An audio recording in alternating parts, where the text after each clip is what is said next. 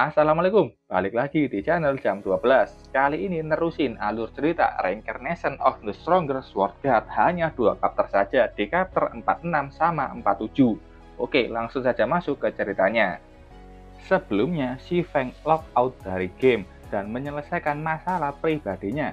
Dia datang ke kelas dan menggagalkan rencana Lin Failong yang ingin merebut gelar sarjananya. Tapi hasilnya, si Feng dengan mudah menghajar Failong.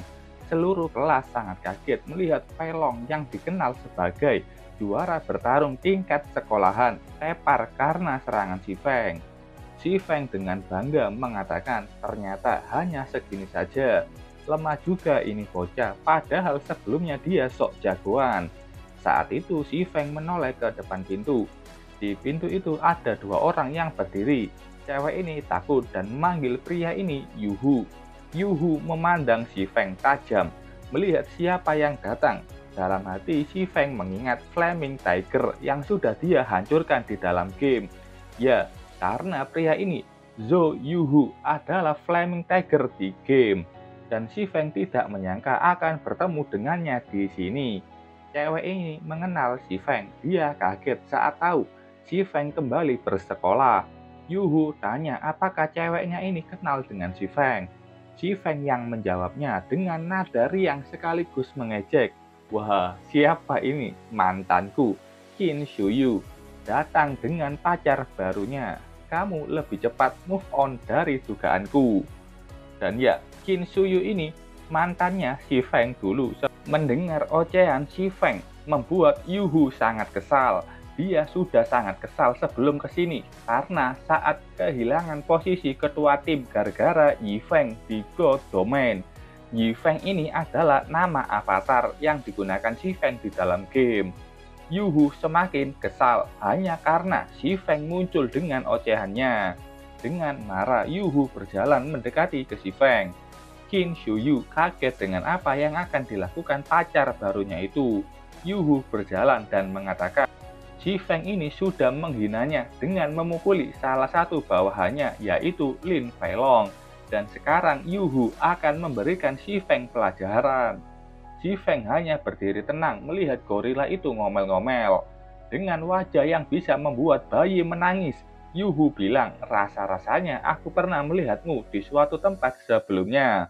Si Feng tidak menjawab dan menanggapi tatapan mata Yuhu dengan tajam. Zhou Ruoxi sebagai ketua kelas menghentikan Yuhu. Ini kelas mereka dan orang luar harus segera pergi. Yuhu dengan tidak sopan ingin menyentuh wajah cantik Ruoxi dan bertanya apakah Ruoxi ini naksir dengan si Feng. Perlakuan itu membuat Ruoxi jijik dan berlindung ke si Feng. Si Feng mencegah tangan kotor itu untuk menyentuh wajah Ruoxi. Si Feng bilang, bertarung tanpa tujuan apapun akan sangat membosankan. Bagaimana kalau kita meramaikan pertarungan itu dengan sebuah taruhan?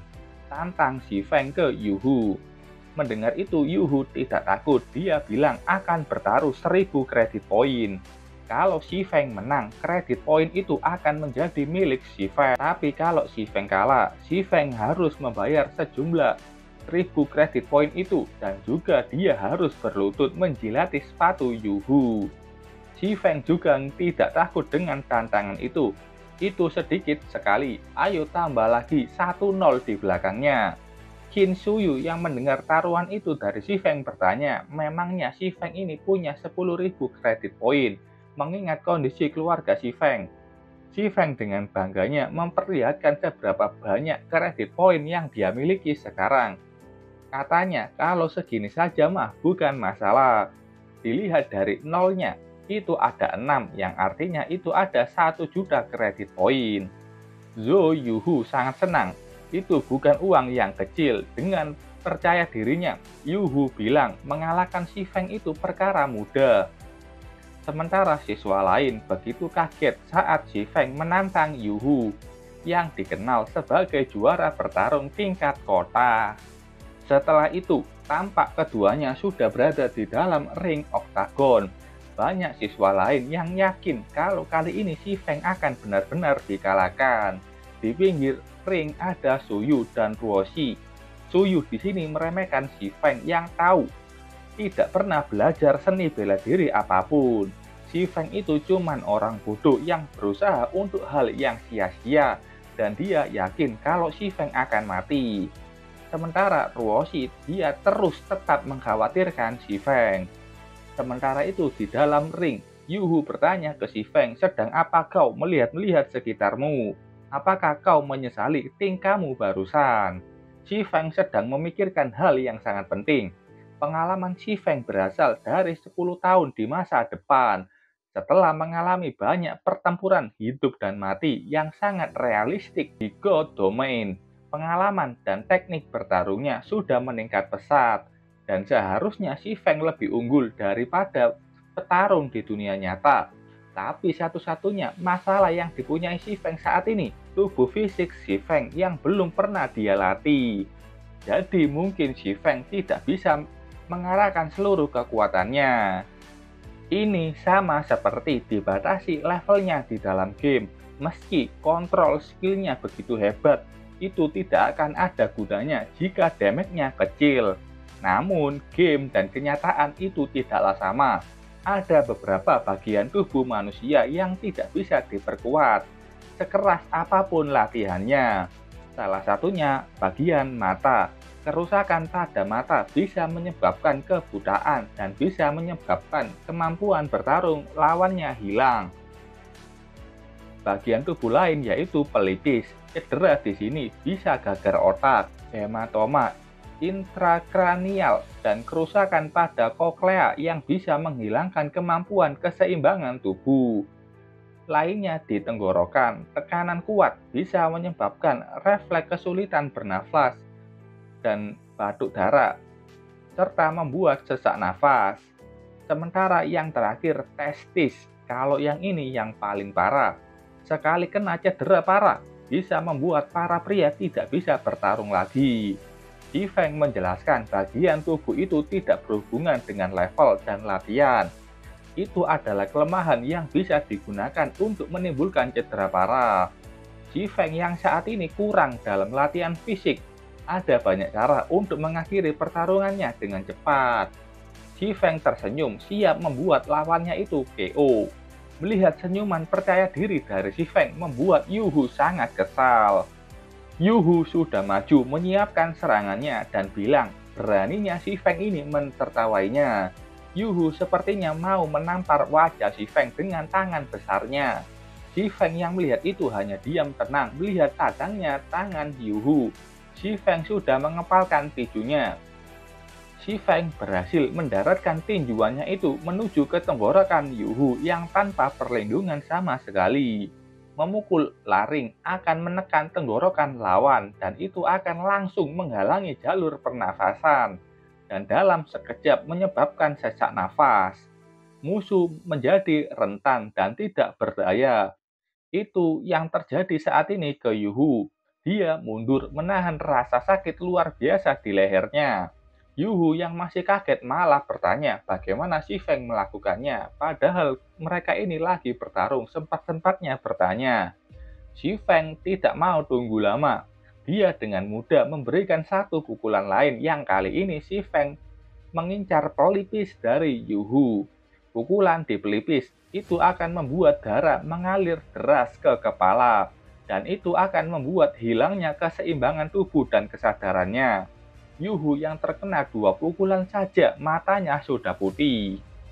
2 pukulan dari si Feng membuat Yuhu shock dan terjatuh tak sadarkan diri di dalam ring. Kejadian itu membuat siswa yang menonton kaget bukan main. Tidak hanya mengalahkan Lin Feilong, tapi Zhou Yuhu juga dikalahkan oleh si Feng. Mereka kaget dan bertanya-tanya kenapa si Feng ini bisa begitu kuat. Si Feng dalam pikirannya menjelaskan adanya potion nutrisi otot. Potion ini harganya 50.000 kredit poin per botolnya.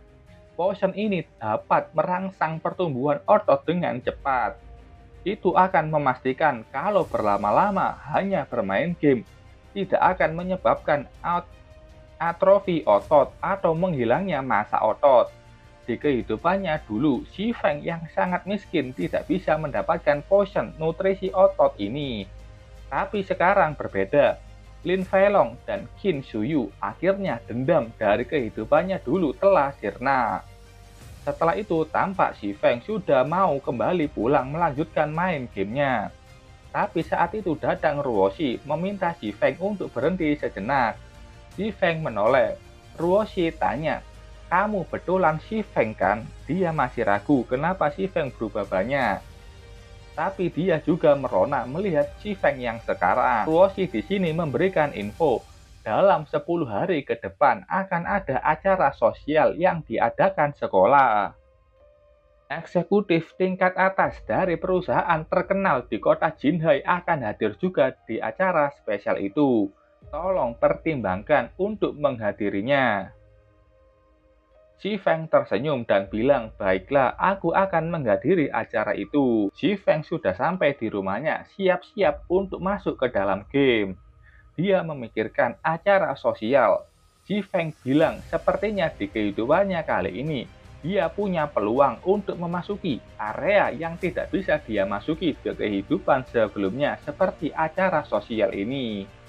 Xi Feng sudah memakai helm VR. Untuk mempersiapkan itu, Xi Feng harus menghasilkan uang di dalam game. Sistem mendeteksi high-end gaming device, sistem mengadaptasi driver koneksi saraf untuk player, dan pemasangan itu sudah berhasil ke tubuh Xi Feng. Xi Feng membuka kunci fitur peningkatan saraf. Sekarang Xi Feng bisa mengontrol karakter dalam gamenya dengan lebih presisi dan mengeksekusi perintah aksi dengan luar biasa.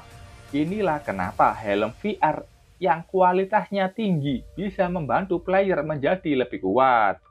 Xi Feng sudah login ke God Domain. BTW Xi Feng saat ini berada di Steel Fortress Barutia, wilayah inti. Tampak di depan Xi Feng ada tangga yang menuju ke ruangan tertentu dan di temboknya banyak lingkaran sihir. Progres misi menemukan Titan Heart. Xi Feng berlari menaiki tangga tersebut. Dalam hatinya dia senang dengan mengupdate alat gamingnya. Kecepatan loadingnya lebih cepat. Setelah menaiki tangga, Xi Feng berhenti. Dia sampai di ruangan yang di depannya ada sebuah altar yang di atasnya ada mesin berbentuk bola besar. Xi Feng bilang ini adalah jantung dari seluruh Steel Fortress, pusat energi yang dikenal sebagai Titan Heart. Jadi benda itu adalah Titan Heart. Saat itu muncul badut yang bisa terbang.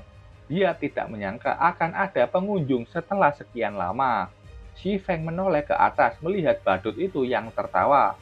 Badut itu melanjutkan, "Selamat datang di Barutia. Untuk merayakan kedatangan player pertama ke sini, aku putuskan untuk memakai darah dan dagingmu sebagai hidangan pembuka hewan peliharaan kesayanganku." Badut ini menyuruh peliharaannya untuk segera keluar. Saat itu Xi Feng menoleh melihat adanya monster yang datang mendekat. Itu adalah Hellhound berkepala 3, rank elite level 15. Dia punya 2000 HP di setiap kepalanya. Xi Feng melihat itu dengan tenang. Xi Feng bilang di dalam hatinya, di kehidupannya dulu tidak ada bos seperti ini muncul di Barutia.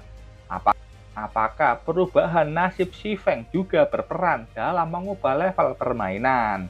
Xi Feng tidak peduli dengan itu. Ya sudahlah, tinggal aku bunuh saja. Xi Feng sudah menyiapkan pedangnya untuk melawan Hellhound 3 kepala.